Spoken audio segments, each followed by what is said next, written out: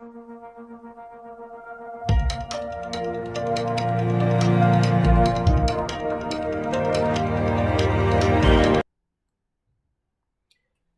Everyone, welcome to the learning loop online education platform.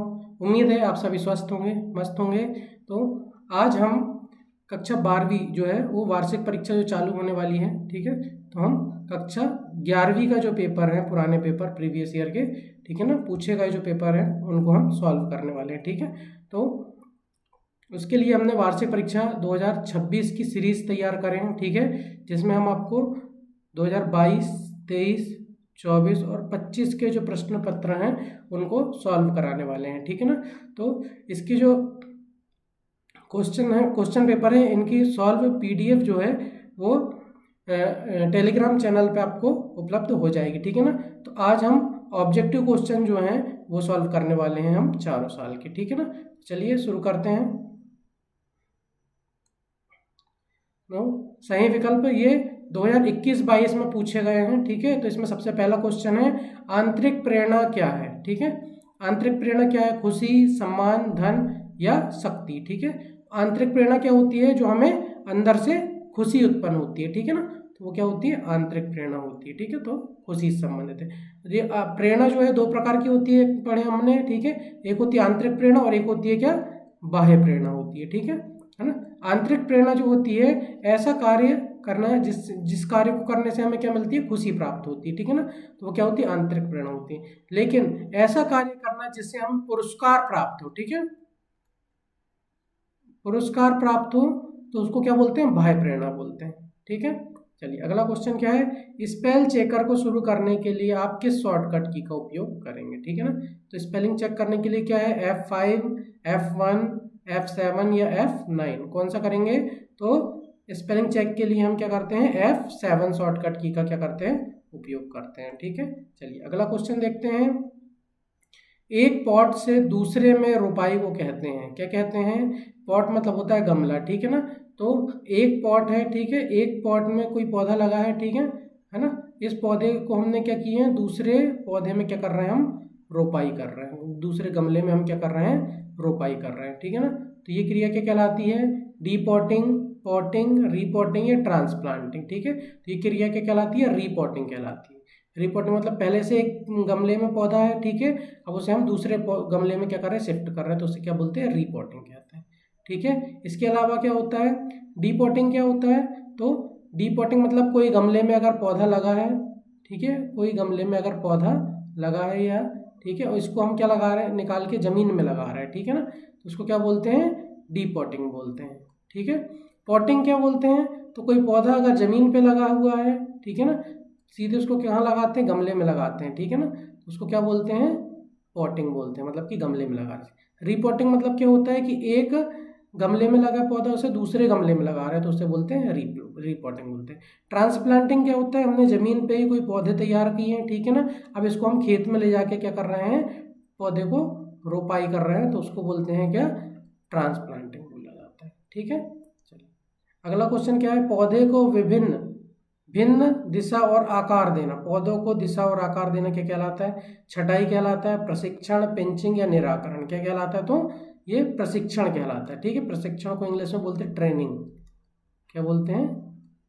Training भी बोलते हैं, ठीक है। चलिए अगला क्वेश्चन देखते हैं। कीट में कितने जोड़ी टांग होती है? टांग मतलब पैर होते हैं, ठीक है। हमने कीट की परिभाषा पढ़े थे, ठीक है ना। परिभाषा क्या होती है कीट की? ऐसे जीव जिनकी एक जोड़ी क्या होते हैं? एंटीना होते हैं, ठीक है, और दो जोड़ी क्या होते हैं? पंख होते हैं, और तीन जोड़ी क्या होते हैं? पैर होते हैं, ठीक है। एक जोड़ी एंटीनी, ठीक है, दो जोड़ी पंख, ठीक है, और तीन जोड़ी क्या होते हैं? पैर होते हैं, ठीक है ना। तो उनको क्या बोलते हैं? कीट बोलते हैं, ठीक है। तो इनमें क्या पूछा है? कीट में कितने जोड़ी टांग होती है, मतलब पैर होते हैं? एक, दो, तीन या चार, ठीक है। तो हमने परिभाषा में पढ़े तीन जोड़ी क्या होते हैं? इसमें पैर होते हैं, टांग होती है, ठीक है। चलिए इसके अलावा एक क्वेश्चन और पूछा जाता है इसी तरीके से कि कीट में कितने पैर होते हैं? जोड़ी ना बोल के क्या बोल देता है वो? कितने पैर होते हैं, कितनी टांग होती है? तो उसका क्या आएगा? 6 टांग होती है। 1 2 3 4 5 और ये 6, ठीक है। लेकिन जोड़ी में पूछ ले तो 3 जोड़ी, ठीक है। चलो अगला क्वेश्चन देखते हैं। इसमें प्रश्न पूछा गया है 2022-23 का जो प्रश्न पत्र था उसमें ये वाले ऑब्जेक्टिव आए हैं, ठीक है। इसमें पहला क्या है, मौखिक संचार का सही उदाहरण चुनें, ठीक है। तो मौखिक संचार का सही उदाहरण क्या है, रिपोर्ट, समाचार पत्र, आमने सामने की बातचीत या टिप्पणी, ठीक है। तो मौखिक संचार क्या होता है कि संचार की वह विधि जिसमें हम किसका उपयोग करते हैं, ध्वनि या फिर किसका उपयोग करते हैं, शब्दों का उपयोग करते हैं, किसका, शब्दों का उपयोग करते हैं। तो इसे क्या बोलते हैं, मौखिक संचार बोलते हैं, ठीक है। तो इसमें क्या, जब आमने सामने की बातचीत करते हैं तो इसमें किसका उपयोग करते हैं, हम ध्वनि और शब्दों का उपयोग करते हैं, ठीक है ना। तो आमने सामने की बातचीत इसका सही उदाहरण, ठीक। अगला क्वेश्चन है, निम्न में से कौन सा प्रेरणा का प्रकार। तो प्रेरणा हमने पहले क्वेश्चन में पढ़े थे, 2 प्रकार की होती है प्रेरणा, एक आंतरिक प्रेरणा होती है और एक क्या होती है, बाह्य प्रेरणा होती है, ठीक है ना। आंतरिक प्रेरणा जो हमें अंदर से क्या मिलती है, खुशी प्रदान करती है, खुशी प्रदान करती है, ठीक है। और बाह्य प्रेरणा क्या होती है, जब हम किसी पुरस्कार प्राप्त करने के लिए कोई कार्य करते हैं, ठीक है ना, पुरस्कार, ठीक है ना, बाह्य प्रेरणा होती है, ठीक है। तो ये 2 प्रकार हैं, तो इसका क्या आएगा आंसर, आ और सा दोनों आएगा, ठीक है। अगला क्वेश्चन देखते हैं, देश में हरित अर्थव्यवस्था की सफलता के लिए कौन जिम्मेदार है, ठीक है।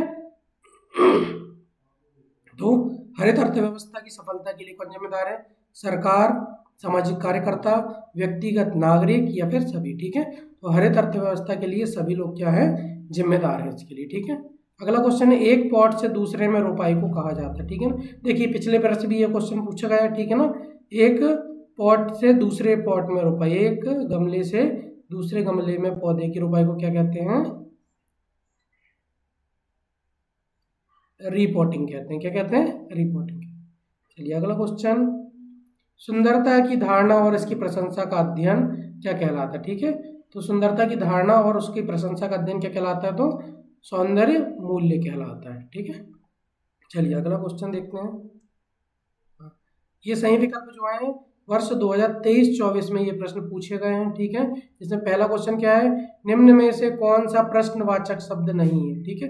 अब प्रश्नवाचक क्या होता है कि अगर किसी से प्रश्न पूछा जा रहा है, ठीक है, तो उसमें कौन से शब्द का उपयोग किया जाता है, ठीक है। इनमें से कौन से शब्द का उपयोग किया जाता है, तो क्या इसका भी उपयोग करते हैं, कैसे इसका भी उपयोग करते हैं, कौन सा इसका भी उपयोग करते हैं प्रश्न पूछने के लिए, ठीक है। जैसे आपका नाम क्या है, तो प्रश्न पूछने के लिए उपयोग कर रहा है, ठीक है। आप कैसे हैं, है ना, प्रश्न पूछ रहे हैं कि आप कैसे हैं, तो इसमें कैसे शब्द का उपयोग, ठीक है। आपको कौन सा कलर पसंद है, आपको कौन सा रंग पसंद है, प्रश्न पूछा जा रहा है तो कौन सा शब्द का उपयोग हो रहा है, ठीक है ना। तो इसने क्वेश्चन पूछा, प्रश्नवाचक शब्द नहीं है, तो चाहते हैं ये जो है किसी प्रकार का प्रश्नवाचक नहीं है, प्रश्न शब्द नहीं है, ठीक है।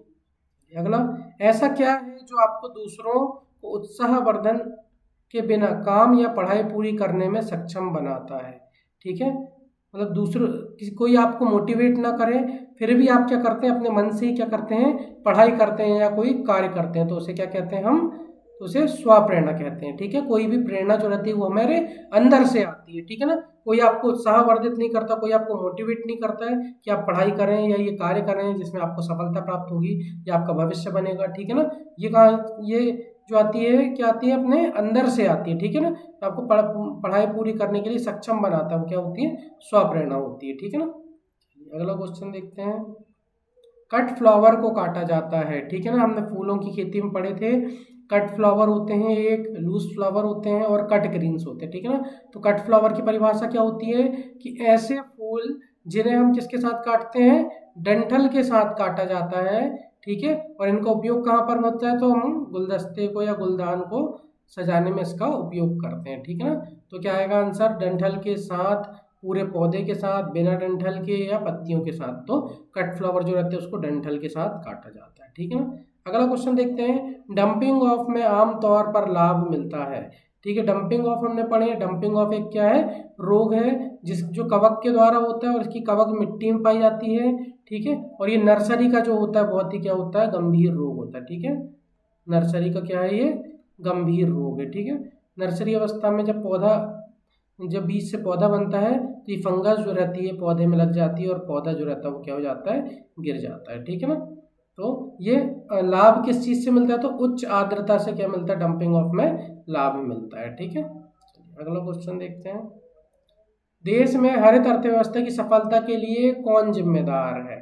ठीक है, तो कौन जिम्मेदार है, सरकार है, सामाजिक कार्यकर्ता, व्यक्तिगत नागरिक या फिर सभी? तो हरित अर्थव्यवस्था की सफलता के लिए सभी जिम्मेदार है। ठीक है, देखो ये 2 बार पूछ लिया है क्वेश्चन ये वाला भी, ठीक है ना, इसलिए ये बहुत इंपॉर्टेंट है। प्रीवियस ईयर के क्वेश्चन अगर आपने लगा लिए तो बहुत आपकी 90% जो है आपकी तैयारी मानी जाएगी। ठीक है ना, चलिए वर्ष 2024-25 में ये प्रश्न पूछे गए हैं, मतलब कि पिछले वर्ष ही ये क्वेश्चन आए हैं। ठीक है ना, तो प्रेषक से जानकारी प्राप्त करने के लिए निम्न में से किस विधि का उपयोग किया जाता है? ठीक है ना, हमने संचार कौशल में पढ़े हैं, संचार के तत्व पढ़े हैं। ठीक है ना, सबसे पहले कौन होता है, प्रेषक होता है।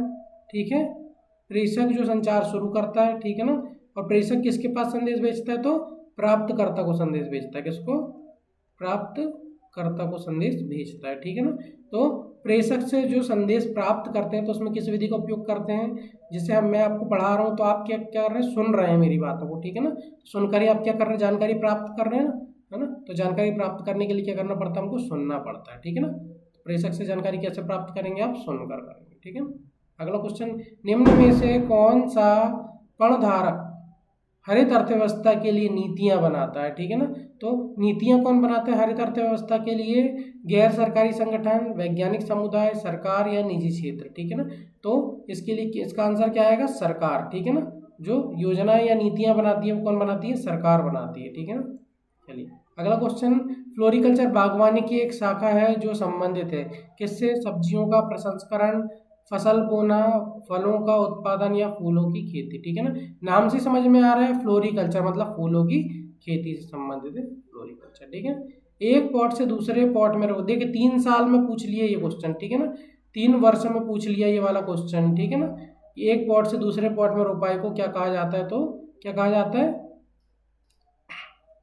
तो रिपोर्टिंग कहा जाता है। ठीक है, एक गमले में कोई पौधा लगा है उसको हम निकाल कर हम दूसरे गमले में लगा रहे हैं तो वो क्या कहलाता है, रिपोर्टिंग कहलाता है। ठीक है ना, चलिए अगला क्वेश्चन देखते हैं कि पौधे की वृद्धि के लिए तत्व जो है वो आवश्यक हैं, कितने तत्व आवश्यक है पौधे की वृद्धि के लिए, तो हमने पढ़े हैं पौधों की वृद्धि के लिए कितने, 17 प्रकार के पोषक तत्वों की आवश्यकता होती है। ठीक है ना, लेकिन ये पुराने डेटा के अनुसार क्या है, 16 प्रकार के तत्व जो है आवश्यक होते हैं, जिसमें अभी एक तत्व जो निखिल है ये जुड़ गया है, इसलिए क्या हो गए, 17 पोषक तत्व हो गए। ठीक है ना, लेकिन विकल्प में अगर 17 नहीं आ रहा है तो 16 जो है ये सही ऑप्शन माना जाएगा। ठीक है, यदि आपको 16 और 17 अगर दोनों ऑप्शन देता है तो 17 जो है ये सही माना जाएगा। ठीक है, और अगर 17 नहीं देता है तो 16 सही माना जाएगा।